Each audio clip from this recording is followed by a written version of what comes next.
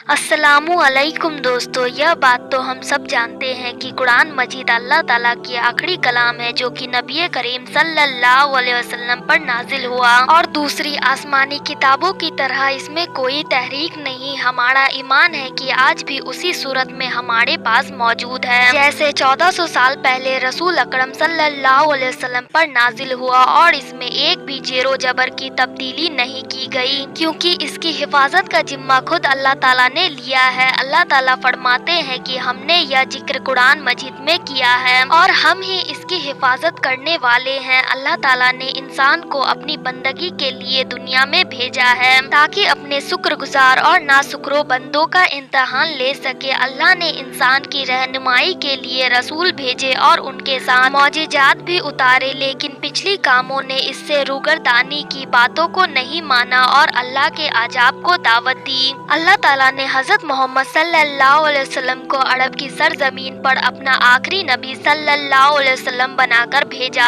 और कुरान जिब्राइल आमीन अलैहिस्सलाम के जरिए रसूल अकरम सल्लल्लाहु अलैहि वसल्लम पर मौजे की सूरत में नाजिल फरमाया। इसकी बेशुमार सिफात है, जिनमें से एक सिफा यह भी है, अल्लाह ताला ने खुद कुरान मजीद को सिफा करार दिया है। यह कुरान जो हम नाजिल कर रहे हैं मोमिनों के लिए तो सरासर सिफा है और रहमत है और जालिमों का इससे नुकसान ही बढ़ता है। अल्लाह ताला फरमाते हैं, यह तो ईमान वालों के लिए हिदायत और सिफा है, यह ईमान वालों के लिए सिफा का बाइस है और कुफ्फार इसको नहीं समझ सकते। अल्लाह की रहमत बहुत वसी है और हर शख्स उसको अपनी जरफ और हिम्मत के मुताबिक हासिल करता है। अल्लाह ताला की रहमत को तमाम समुंदरों की गहराई में लाकर डाला जाए तो भी उसकी वसअत और गहराई खत्म नहीं हो सकती। यह हासिल करने वाले पर है कि वह उसको किस तरह और कितना हासिल करता है। अल्लाह ताला फरमाते हैं, ऐ लोगों, तुम्हारे पास तुम्हारे रब की तरफ से एक ऐसी चीज आई है जो नसीहत है और दिलों में जो रोग है उनके लिए शिफा है और रहनुमाई करने वाली है और ईमान वालों के लिए रहमत है। कुरान मजीद हर कल्बी, रूहानी, जिस्मानी और नफ्सियाती बीमारियों के लिए शिफा है। कुरान मजीद खुद बयान कर रहा है, दिलों के रोग, हसद, कीना, बुगज, मुनाफिकत, डिप्रेशन उनके लिए शिफा है। अल्लाह ताला का जिक्र रूह की गजा है और जिस्म को ताकत और तवाना बख्शता है। ड्राई फ्रूट जिस्म में ताकत लाने का बेहतरीन जरिया है। अल्लाह ताला सेहत को शिफा करार दे रहे हैं। हजरत इब्ने मसूद रज़ियल्लाहु ताला अन्हा से मरवी है कि रसूल अकरम सल्लल्लाहु अलैहि वसल्लम ने फरमाया, तुम लोग शिफा देने वाली दो चीजों को यानी सेहत और कुरान को लाजमी पकड़ो। जिस्म के किसी हिस्से में दर्द हो तो सूरह फातिहा पढ़कर दम किया जाता है। सूरतुल बकरा जादू और नजर बद के असर को कम करती है। मबूज तेन यानी सूरह फलक और सूरह नास से दम करना भी हदीस से साबित है। हजरत आयशा रज़ियल्लाहु ताला अन्हा फरमाती है, नबी अकरम सल्लल्लाहु अलैहि वसल्लम जिस मर्ज में वफात पाई उसमें अपने ऊपर सूरह फलक और सूरह नास पढ़कर दम करते थे। जब आप सल्लल्लाहु अलैहि वसल्लम को ज्यादा तकलीफ होती तो मैं उसको पढ़कर दम करती और आप सल्लल्लाहु अलैहि वसल्लम के दस्त मुबारक को बरकत के लिए आप सल्लल्लाहु अलैहि वसल्लम के जिस्म मुबारक पर फेरती। हजरत इमाम बातल रहमतुल्लाहि अलैह मावुजदैन के बारे में फरमाते हैं कि अल्लाह ताला ने इनमें एक ऐसा राज रखा हुआ है जो उनके अलावा किसी और सूरत में नहीं, क्योंकि यह जामे दुआएं हैं जिसमें सारी बुरी चीजों से पनाह मांगी गई है। सेहर, हसद, शैतान के सर और उसके वसवसे से और इसके अलावा दूसरी चीजों से हिफाजत के लिए मावुजदैन से बेहतर कोई नुस्खा नहीं। यही वजह है कि आप सल्लल्लाहु अलैहि वसल्लम इसी पर इक्तिफा करते हैं। रसूल करीम सल्लल्लाहु अलैहि वसल्लम ने इरशाद फरमाया, जो सुबह के वक्त 3 बार आऊज़ु बिल्लाहि मिनश शैतानिर रजीम कहे और सूरह हस्र की आखिरी 3 आयत पढ़े तो अल्लाह ताला उसके लिए 7000 फरिश्ते मुकर्रर कर देते हैं जो शाम तक उसके लिए दुआएं रहमत करते हैं। और अगर पढ़ने वाले शख्स की उस दिन मौत हुई तो शहीद होगा और शाम को पढ़े तो सुबह तक यही फजीलत है। फरमाया, सूरह फातिहा हर मर्ज की दवा है। इस सूरत को एक नाम फातिहा और एक नाम सूरह शिफा है, इसलिए कि